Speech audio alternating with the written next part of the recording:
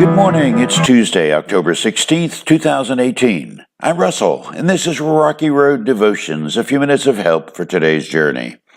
Our devotion today is entitled Rumors of Wisdom, and our scripture is from Job, chapter 28. But do people know where to find wisdom? Where can they find understanding?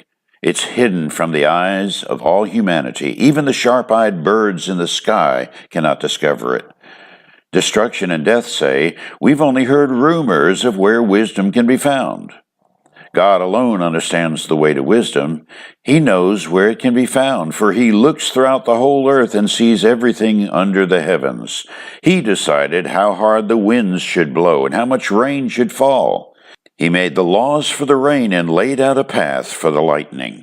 Then he saw wisdom and evaluated it. He set it in place and examined it thoroughly. And this is what he says to all humanity. The fear of the Lord is true wisdom. To forsake evil is real understanding. Old sayings come from somewhere, and the reason those sayings are old is because they've been around a long time. Profound stuff, huh? Seriously, the only reason some sayings hang around is because they hold a great deal of wisdom. But that's only one scenario. Someone could make the case that the first time an old saying was heard, it came from the mouth of a fool, and was heard by a second fool, and has been passed down to fools who will hear it for generations.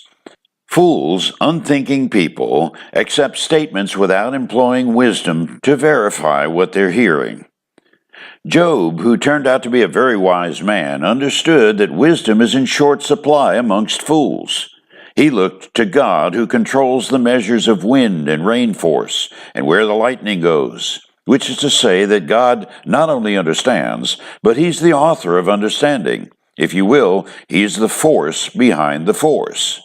Job interprets for all humanity in this, the first writings of Scripture, that God has said first base in our game of life is when you learn to fear or worship God. Reverence for our Creator by obediently resisting evil is the first eternal progress we can make. Death and destruction, say Job, are the children of evil, and therefore the whole concept of wisdom is only a rumor to them. When it comes to true wisdom, there will never be a meeting of that east and west distance between holiness and hellishness. We're tempted in our human foolishness to overthink this concept. By that I mean we want to assume that we're equipped to recognize evil and judge for ourselves what's good and what we can handle.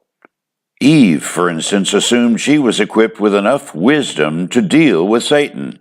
But it turned out Eve was wrong, and we've been repeating that foolishness ever since the garden closed down. Note that Scripture says the beginning of understanding is simple obedience. Scripture does not say we will begin to be wise when we learn enough or sin big enough to understand the consequences. Scripture starts at the beginning, which is to reverence God with obedience to His Word, whether we understand it or not. We are children in that respect, and like a child playing near a street filled with rush hour traffic, our Father has drawn a line, and we do well, if we would be wise, to obey. For you today, you've got stuff rolling around in your mind that you don't understand about politics and family and human relationships and terrorism, anger, and perhaps even why the chicken crosses the road. Until God makes some of the more important ones clear to you, how about resolving to just worship and obey? Fear God first, and wisdom won't be just a rumor. It will develop in you like a fruitful garden. You chew on that as you hit the rocky road. Have a blessed day.